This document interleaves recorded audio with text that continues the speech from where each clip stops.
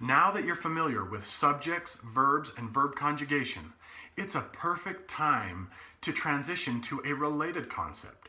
This is the concept of irregular verbs.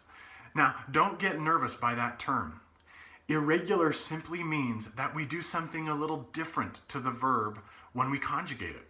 But you're still going to keep your three basic steps. So you'll drop the AR, ER, or IR ending from the verb infinitive. Then you will identify your subject, just as you've always done. And finally, you will add the appropriate conjugation or ending to that verb. It's this third step where it's a little bit different. With irregular verbs, the ending that you add in step number 3 is spelled a little bit differently.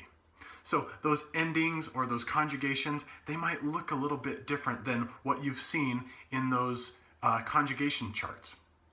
You know, I like to think about irregular verbs the same way I think about one of my favorite foods, pickles.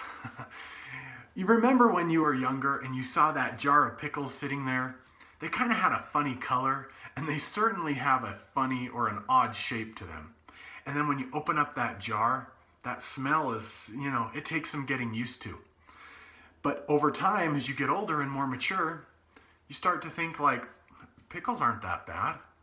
In fact, pickles are pretty darn good, especially if you just downed a club sandwich. It's just like that with irregular verbs. And in this next lesson, we're going to focus on a specific type of irregular verb.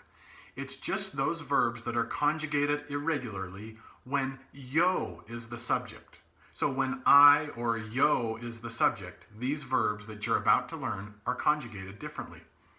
So while you enjoy this lesson on irregular verbs, I'm going to go enjoy a club sandwich.